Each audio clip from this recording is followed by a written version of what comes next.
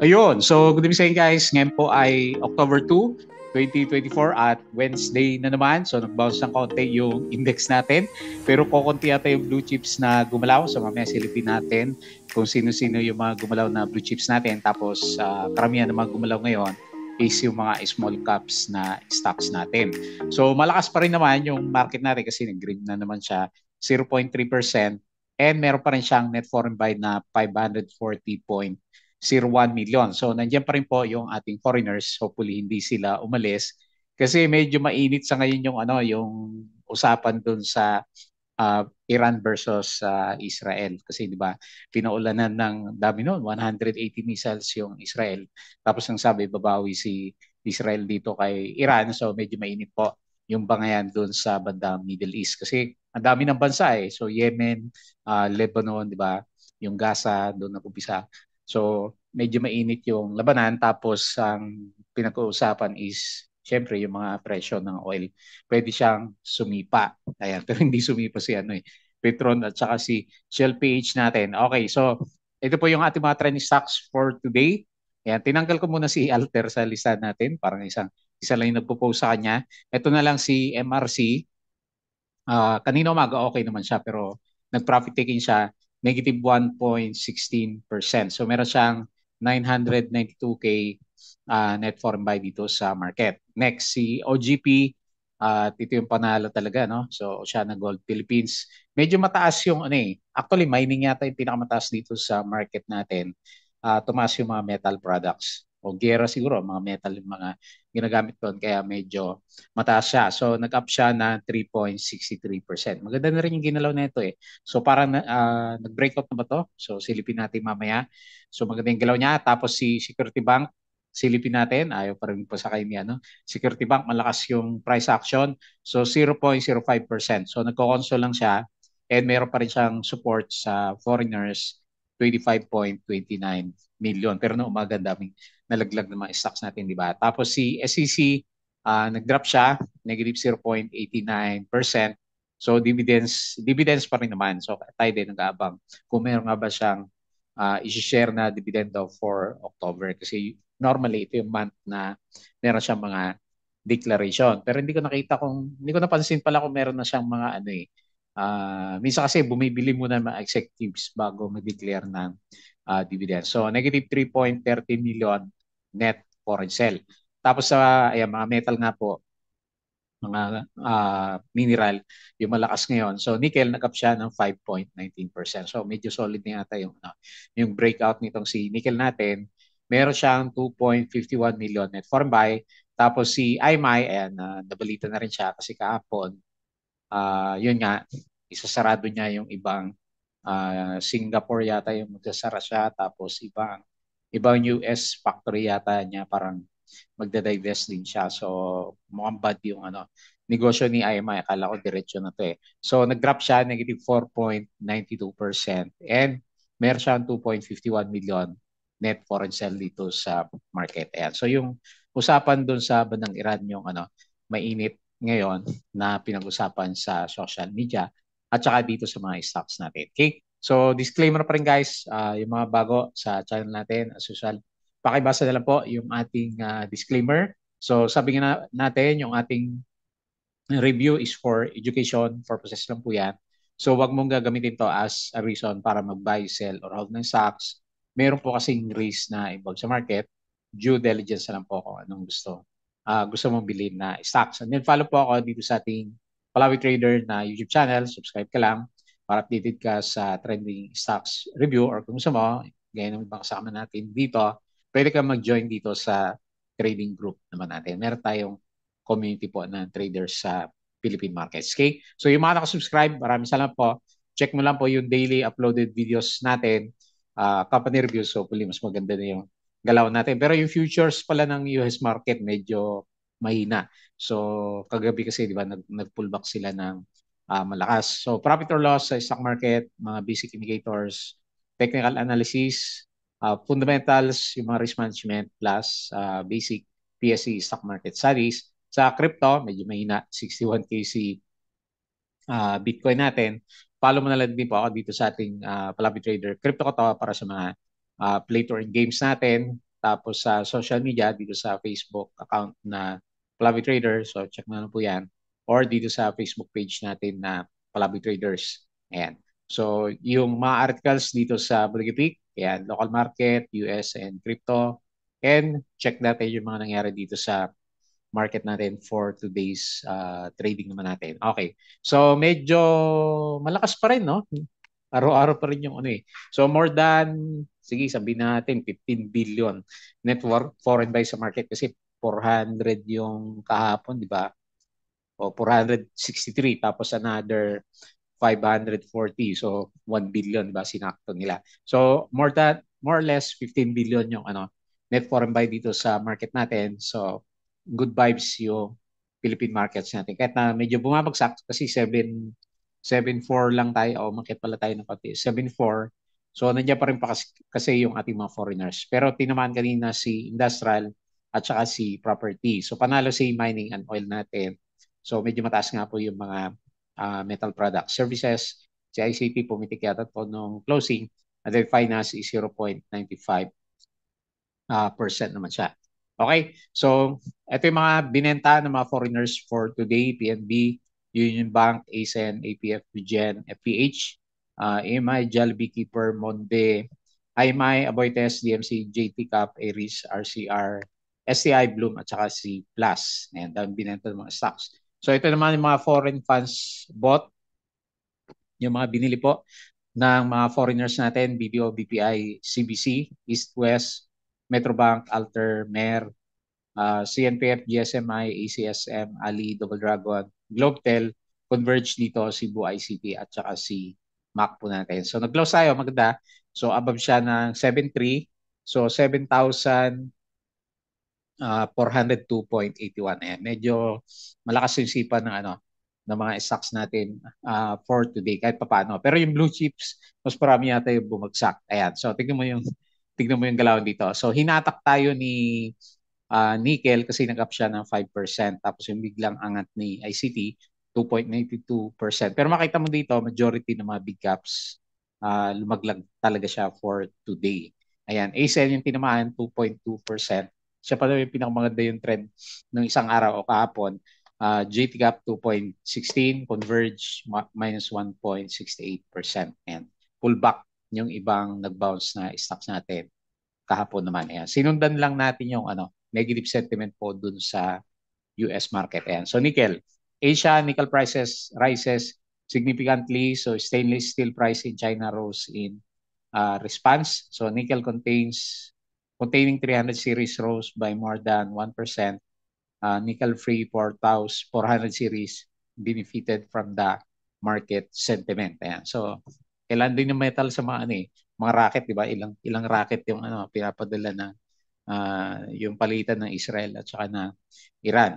Ayan. So IMI approved global streaming. So not so good para sa business. IMI's board approved the strategic partnership agreement and cessation, so hinto, of prototyping and manufacturing activities in IMI USA. Ayan. So kung may recession talaga sa USA natin. Globe, electronic wallet giant GCash listing overseas while it's taking a wait and see stance on its initial public offering. So, yun pa rin nagpapataas ng galaw pala ni Globe.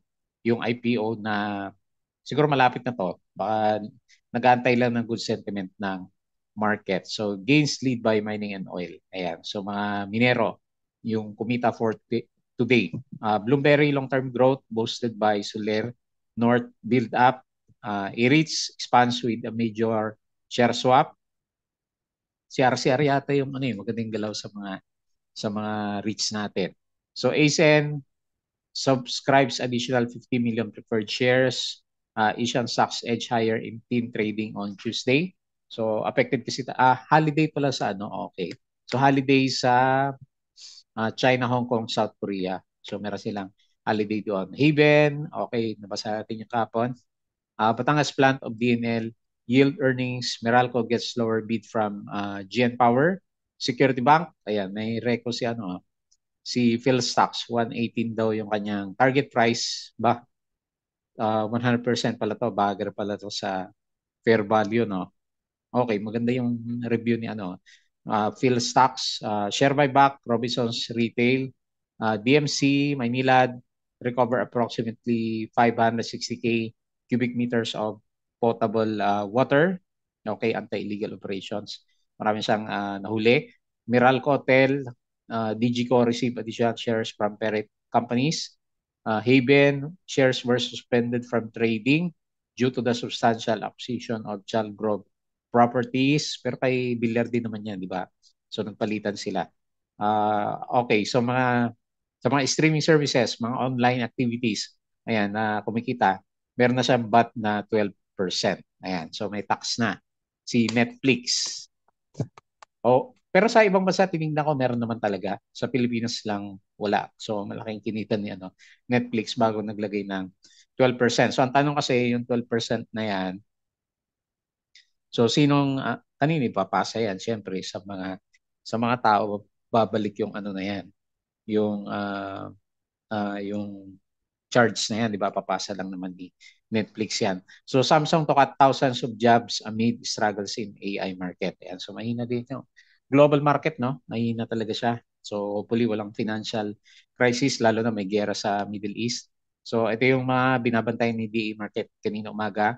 Ayala Corporation, 38.7% below estimate fair value. So medyo mababa pa daw siya. So Cebu, executives hold briefing on Manila, 5 p.m. Tumas daw yung airport parking fee. Ayan, so from 300, naging 1,000 yata. IMI is implementing more cutbacks. Ayan, so nahirapan siya. Iran plus profit taking, may way stocks Wednesday. So ito na nga yun. Tapos Heben, okay na yan. 1.5% from two-day correction. Okay. Pero bumawi din naman siya, di ba? Hindi, okay, maganda yung 0.3% pero tingnan mo, majority yung big ups, laglag. So Samsung magli-lay off thousands of jobs. Ayan. So sa Korea to, no? Hindi niya sinabi kung global yan o Korea. Ayala Corporation, okay na yan. PLDT Mer are infusing a 570 million in Digico. Ayan. IMI, pero drop siya ngayon. Okay, tapos yung ibang post natin. Pero sa US market, ayan, laglag na siya. Dow Jones, negative 0.4. Nasdaq, negative 1.53. Tapos si S&P, negative 0.93%. So medyo pangit yung global markets talaga during this time. Okay? So patalastas ulit, yung mga gusto ng guide sa trading sa market, sali lang po kayo dito sa ating Patreon channel. So check na lang po yung ating mga requirements. So trading po ito sa Philippine markets. Ayan. So may trading group tayo dyan. Okay? So check natin yung galawan dito sa market. Actually gumanda yung chart na market natin. Pero majority, di ba, nakita naman natin, majority ng big caps na laglag. So ewan natin bukas. So lalagay ko pa rin yung support 7 slightly below or sige mga 7.1 na lang kasi meron tayong resistance dito last time. So yan na lang from 7.1 o 7.2 depende sa tingin mo until 7,480. So actually maganda yung pinapakita ng chart kasi on the way siya ulit sa retest dito sa 7,400. Kaya lang kasi nakita natin yung futures na market medyo mapula. Ayan. So, and then puro balita is yung gera nga po. Okay, so ganyan na lang muna, 7.1 to 7.4. Pero kung chart lang pag-usapan is bullish pa rin naman yung itsura ng charting natin. Ayan. So yung RSI natin is medyo malapit pa rin dito sa overbought condition. So uptrend pa rin yung kanyang pinaka direction. Same din dito sa MACD formation naman natin. Ayan. So lagyan natin ng chart para makita. Ayan. So 540 million net foreign buy. So hindi ako magtataka kung mabibreak natin yung 7.5 later on kasi siguro isang good news lang, no? Kung halimbawa may ceasefire doon, so pwede magkaroon ng breakout kagad sa 7.4 kasi 15 billion pa naman yung net foreign buy dito sa market natin. Okay? So yun po yung global market. So diretso na tayo dito sa mga winners and losers. So tinitingnan ko yung mga winners natin, mga penny stocks din. So si Ara, ayan laki ng volume So meron siyang gain na 10%, laki ng galaw niya ngayon. Tapos hanap tayo may volume. Si STI, ba, ang ganda ng flag formation pala ni STI. Magbe-breakout na naman, 6%. Si Red Sea, Walang volume si Red Sea. Yung may volume lang, hanap tayo. Si TFHI. Okay, may mga binubuhay sila na ano. So, penny stocks talaga yung putahan ngayon kasi majority ng big caps laglag. So, Nickel Asia, so congrats kung inold mo. Mukhang breakout candle na yan. 5%. All HC, ayan, meron din siya. Natuloy din pala yung ano, breakout candle ni All HC. OGP, ayun. Breakout candle na si ano, OGP, mga bisitahin natin yan. 3.6%. IDC, may volume ba? Wala. Si Double Dragon, boy na boy si Double Dragon na. DNL, 1.98%. Yung mga hindi natin nababantayan. SPDC, medyo gumalaw na 1.69%. So dito tayo sa mga losers. Hanap tayo si Mana naman. Nandyan. Yung may volume na lang. IMI, ayan. So, medyo malaki yung volume niya. Pero bumawi siya, no? Nag-drop kanina ng 1.68. Nag-bounce naman siya sa closing. BHI, mga profit taking na talaga, 4% ulit. Baita, profit taking din siya. Nag-break yung mga support ng mga, ano, ng mga movers natin last time. Negative 4%. Ang dami palang bumagsak. Si Petron, no? Imbis na umakyat, bumagsak. 3.72%. Si Apollo, pangit yung galaw. Ayan, so wala kasi yung ano, hindi nangyari yung ano promise niya. Okay, so yun lang yung mga malalaki. Rizal Commercial Banking. Wala pa tayong price yan, no? Kung ano magiging presyo niya. Okay, so balik tayo dito. And dito naman tayo sa global markets. Refresh ko lang para makita natin. Mukhang okay na, lumalaban yata. Okay, mapula. Mapula pa rin. Ayan. So, hindi natin alam pero kahapon kasi mapula, di ba, yung markets. So, ngayon para mapula pa rin. No? Nasdaq futures, negative 0.12. Dow futures, negative 0.29. And then, S&P futures, negative 0.19. So, nasa red pa rin. Okay. Hopefully, hindi malakas yung drop. Crude oil, ayan, tumaas yung oil. Kasi nga, sa Middle East kasi yon. Okay, so European markets, medyo mix, may mapula, may berde, and Asian markets, majority daw is nasa holiday. Pero drop, Indonesia, Kuala Lumpur, ayan, Korea holiday, sabi niya kanina. Okay, so, Hang Seng, grabe naman si Hang Seng. 6%, sana all. Okay, di pa natin naranasan yan sa Philippine Stock Exchange natin. Okay? So, okay, medyo bad yung sentiment sa global market. Ganun din sa crypto kasi nag-drop yung price action niya. Bitcoin 61K, Ethereum 2.4, BNB 546. So, ang dami nag-drop. So, type crypto, ayan, lalaki ng drop po. Si Shiba, ayan, opportunity. 10% yung drop. Si Link USD, 9%. DAT, minus 6. Near USD, minus 12%. Okay, takbuhan pa rin. Pero yung candle niya parang nagbo-bounce. Ayan. Pero malaki yung drop niya. Nag-drop siya kaagad ng 4%. Ayan. So nag-weigh in din yung Middle East sa cryptos natin. Okay. So pag-usapan natin yung ating mga trending stocks. Okay, so punta tayo. MRC, okay, pause lang ba? Pero medyo malaki yung volume niya, no? Nalaki ng candle, medyo nag-pause. So 1.16%, balit lang. 992K net foreign buy. Ayan. So may foreigners na sumusunod-sundot kay MRC natin. Okay, so lumabas. Nauntog siya dito. So anyway, medyo hindi mo ganun kalayo yung support, no? O malayo pala kasi mataas pala to. 10% yata itong ganyang kalaking candle. Ayan. So MA100, yung nakita natin na pwede niyang i-retest. Watch out mo na lang yung volume. Kapag malakas pa rin siya, then close tayo ng red. Kasi yung kandila natin ngayon, inverted doji, di ba? So potential maghanap ng support. MA100 or malapit dito sa 0.74. Malayo pa naman yan, pero siguro dito sa MA100. Ayan. So nasa bullish side pa rin naman siya. So wag lang masundan ng ganito kalaki na volume siguro, and then hindi red yung closing natin bukas. Okay? So kung merong pagbabago doon kung medyo kumalma siguro si US market, pwede pa lumaban ulit tayo dito sa 0.9 level naman natin. Okay? So tsaga-tsaga muna tayo during this time kasi pangit yung ano yung global sentiment. OGP, congrats kahit na overbought na siya.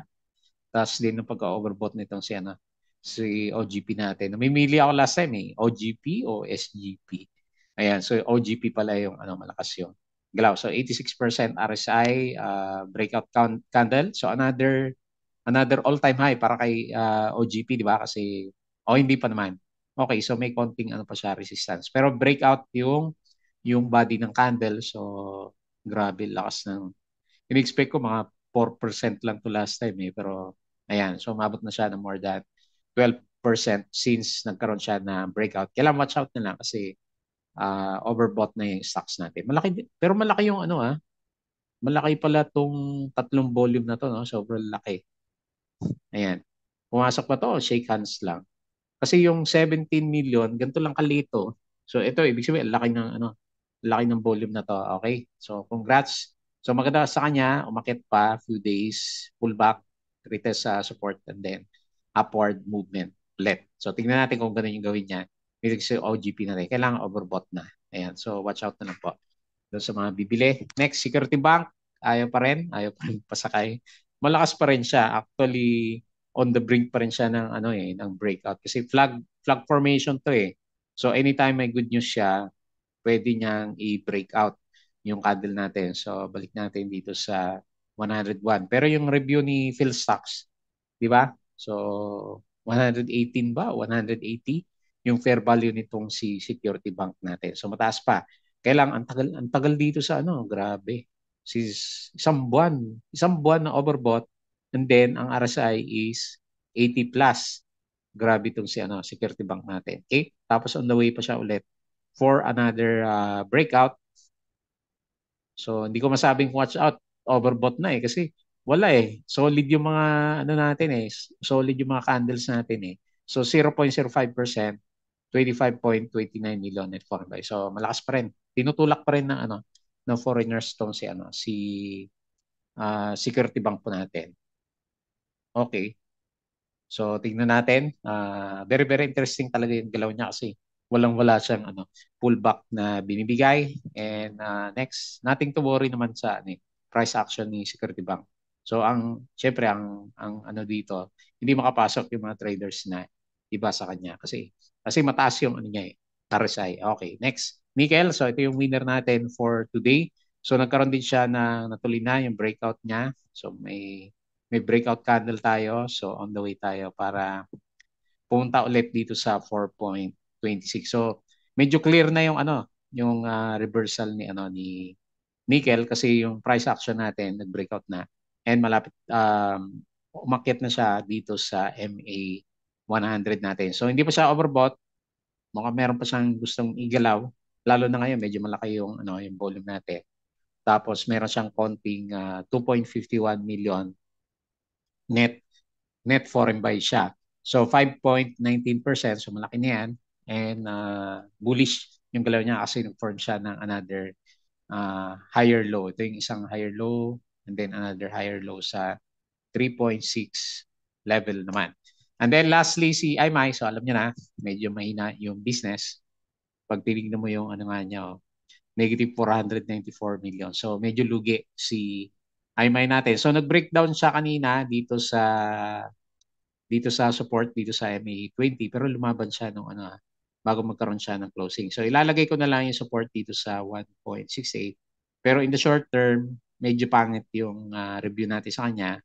So careful na lang siguro for the short term kasi nga pangit din yung balita. So magko-close yung ibang niya ibang subsidiary niya, di ba? So not so good para sa business niya. So negative 4.92% and meron siyang 2.51 million net foreign sales. So pinakamaganda na lang pwede mangyari sa kanya is mag-sideways na lang siya dito sa 1.68 hanggang 1.88 level naman. Okay? So medyo mabilis lang yung review ko sa kanya kasi yung mga pumitik na stocks is yung mga marami sa kanila is mga penny stocks talaga. Yung big caps kasi natin, di ba? Laglag yung majority naman sa kanila for today's trading natin. So tingnan natin bukas, magdi-depend ulit tayo sa galaw ng US market. Hopefully yung futures na nakikita natin magbago siya bago mag-start yung market, mamaya naman sa US. Okay po. So yun lang muna yung ating review. As usual, bago tayo close, please don't forget to subscribe dito sa ating Palawi Trader na YouTube channel.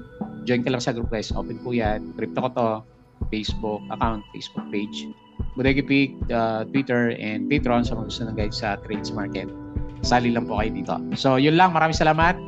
Kita po ulit tayo bukas.